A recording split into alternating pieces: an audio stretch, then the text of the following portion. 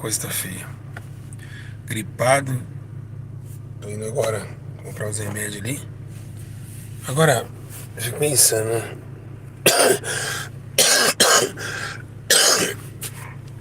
Eu tenho que voltar pra internet. Tem que voltar. Deus tem que dar a cura, eu tenho que voltar pra internet urgentemente. Olha, esse pastor tá ensinando cada coisa que eu vou falar pra vocês. É vergonhoso demais. Eu não sei, eles lêem a Bíblia e acham que o seu próprio entendimento é suficiente pra trazer a conduta de avivamento e convencimento pro povo. Escuta todos vocês que estão em casa e compartilha esse vídeo. Eu não gravei isso, eu não decorei isso, eu vou começar a falar. Tá certo? Tá certo? Vou começar a falar. Já vou falar, não tô lendo nada, tô aqui dentro do carro, parado. O que vocês vão ver agora é a sabedoria divina que foi colocada na minha vida. Não pedi. Não foste vós que me escolheste, mas eu escolhi a vós. Não pedi. Vamos lá. Presta atenção. Todo mundo aí pega isso. Uma vez por todas. Começamos.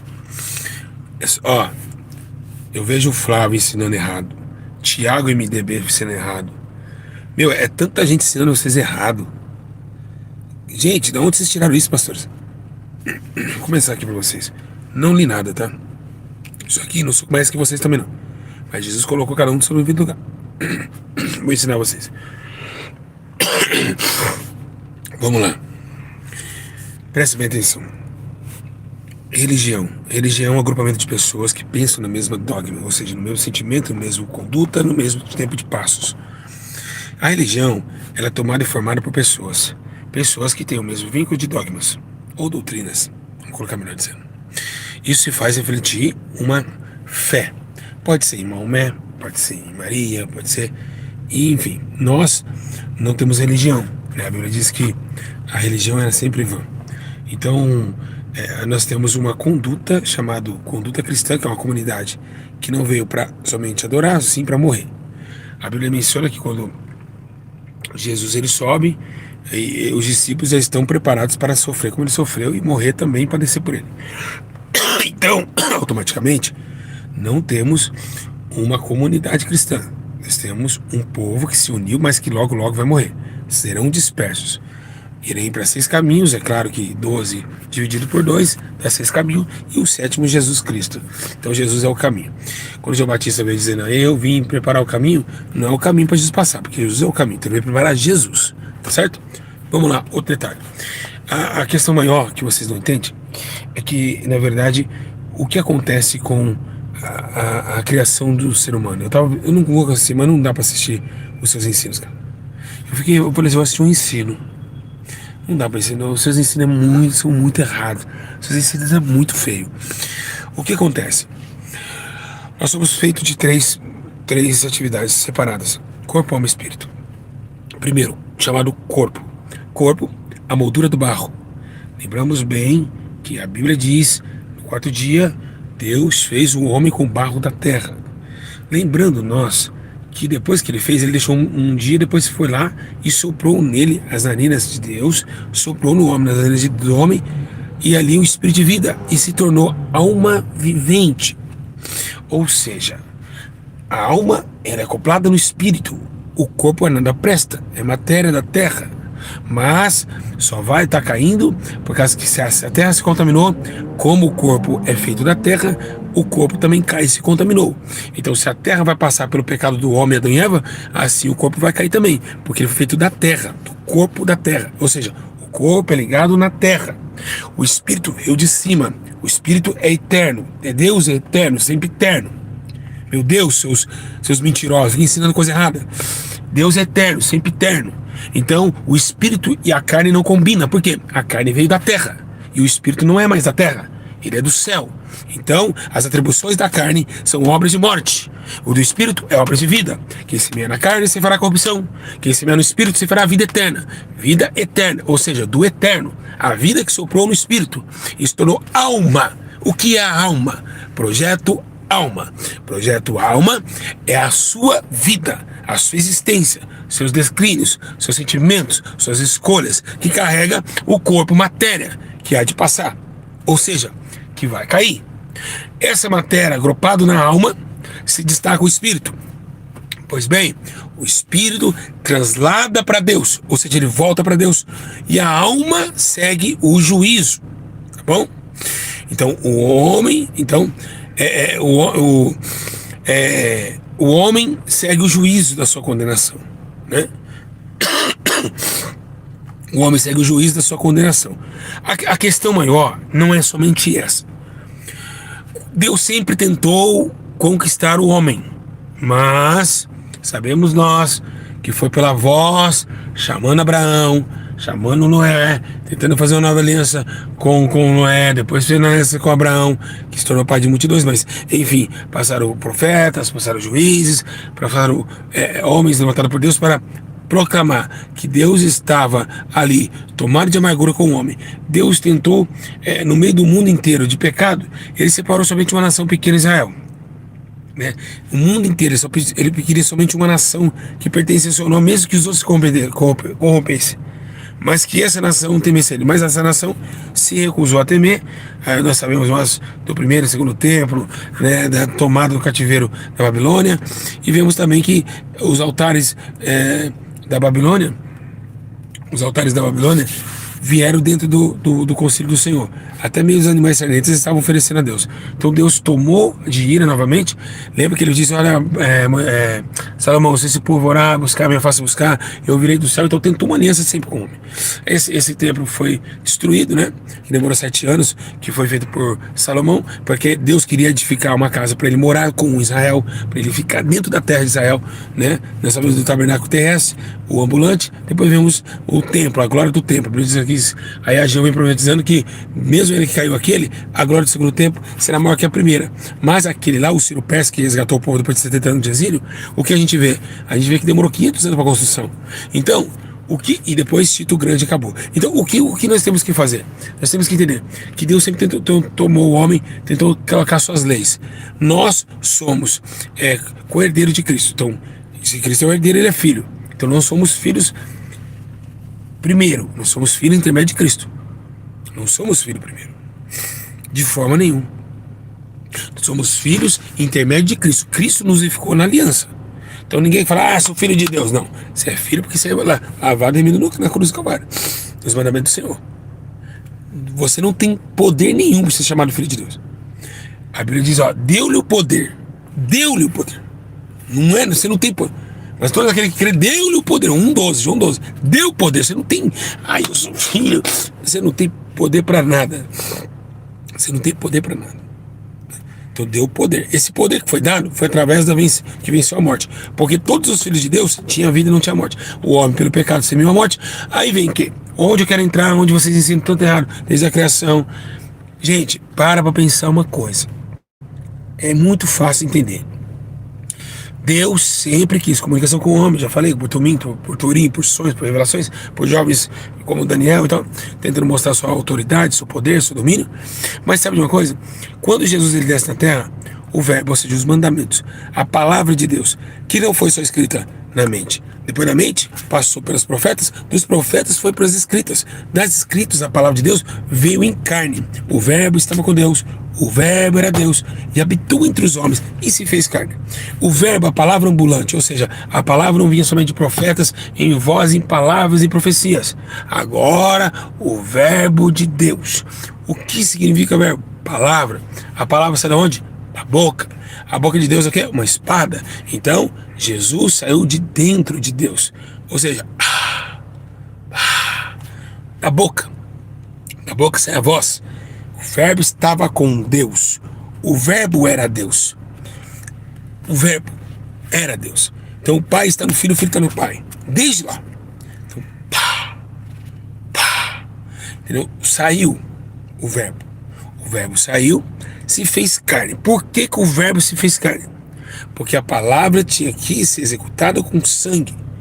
A palavra tinha que ter um testamento firmado com sangue. Não somente a palavra poderia salvar, mas o sangue em cima da palavra. Então Jesus sangrou porque a palavra sangrou. E por que a palavra sangrou? Porque a palavra tinha que ser sacrificada.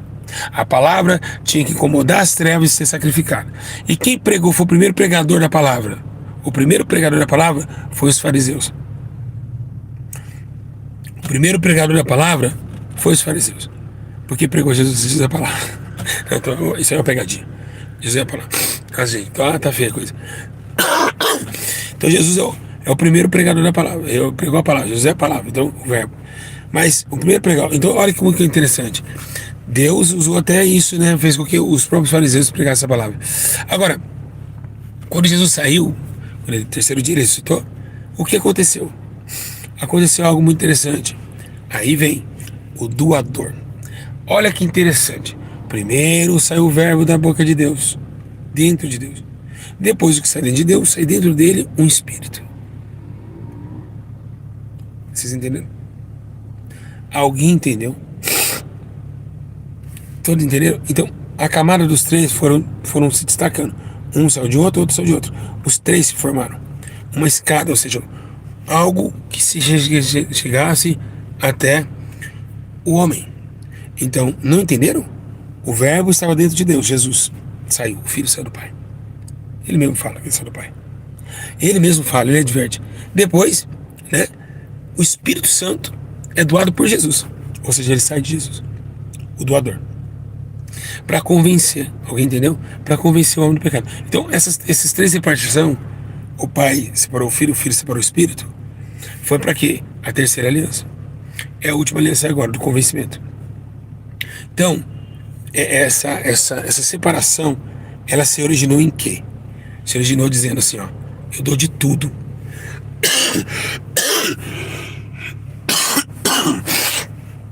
Eu dou de tudo. Dou de tudo. Eu me reparto em três. Se é três que eu tenho, eu dou os três. E o que Deus pergunta pra você, você tem três, não foi o começo do vídeo? Corpo, alma e espírito. Você tem que dar seu corpo pra Deus, sua alma e teu espírito. Amar a Deus de toda a tua força, de todo o teu ânimo, de todo o teu coração. Ó, três partes. Tá certo? Então aí dá a explicação. Três. Assim como Jesus, o próprio Pai deu os três, você tem que entrar os três também. Pastores, para de ensinar errado. Tá? Não tô lendo nada aqui. Para vocês buscarem conhecimento, tem que ter um coração quebrantado. Então, para quem não sabe, eu não fiz teologia não. Tá bom? Não fiz teologia. Eu aprendi isso porque o Espírito Santo falava comigo. Ainda fala. Tá bom? Então, é isso. Deus se dividiu em três para te salvar. E os três se doou. Agora o último a trabalhar muito agora é o Espírito, que é mais sensível, né? Então para pensar. Tá bom? Que Deus abençoe. Bela um pouco de ensino aí. Espero que vocês fiquem bem. E para as pessoas que estão aí preocupadas aí, tô bem, né? Deus tem me guardado, tô tratando bastante. Mas eu tô com começo de tuberculose, então eu tenho que cuidar. O catarro sempre fiquei cheio de peito, o peito cheio de catarro, tem que cuidar um pouquinho. Tá certo? Um abraço pra vocês, tá bom? E espero que vocês peguem essa mensagem e guardem o coração de vocês e vocês possam sentir essa graça.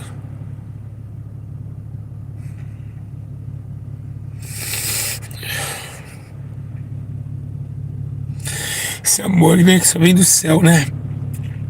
Misericórdia muito grande. Faz a gente continuar, né, de alguma forma.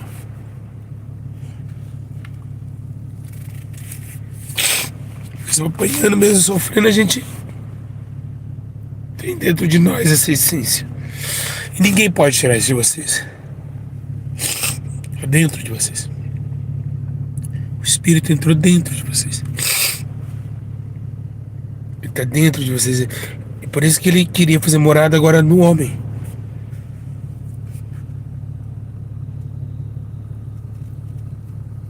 Que lindo, né? Agora ele quer fazer morada no homem. Por quê? Porque dentro do homem que ele quer habitar, ele quer conduzir o homem. Se a mão faz assim, o espírito quer fazer. Se olha, o espírito quer olhar. Não é você olhando, agora é o espírito olhando. Porque quando o espírito olha, ele não olha com malícia. Quando ele não fala com presunção. E é isso. E... espero que você tenha gostado. Tá? Fique em paz e. Espero que Deus abençoe todos vocês. E obrigado pelas pessoas que estão ajudando a clínica lá. E é muita coisa pra. É muita responsabilidade, é muita coisa. Parece que não, mas eu tô do mesmo jeito ainda. Mais preocupado ainda, né? Porque. Mas enfim. Falar pra esses pastores parar de mentir aí. Você não sabe ensinar, a gente não ensina. Ensina uma coisa muito séria. Porque vocês vão dar conta que vocês falaram, se é verdade ou mentira. E se Deus falar assim, oh, não, não é isso. Se ensinou as pessoas erradas, ensinar é uma coisa muito séria. Tá bom? É muito sério ensinar. Certo? Bom, Deus abençoe vocês. Fiquem na paz e obrigado por cada um que tem amado a minha vida e colocado a minha vida em orações. Hein? Um abraço e espero que tenham gostado do pouco ensino, hein? Vocês gostaram? As pessoas falam que sente paz nas minhas lives, né? Mas é por causa de mim, não. É porque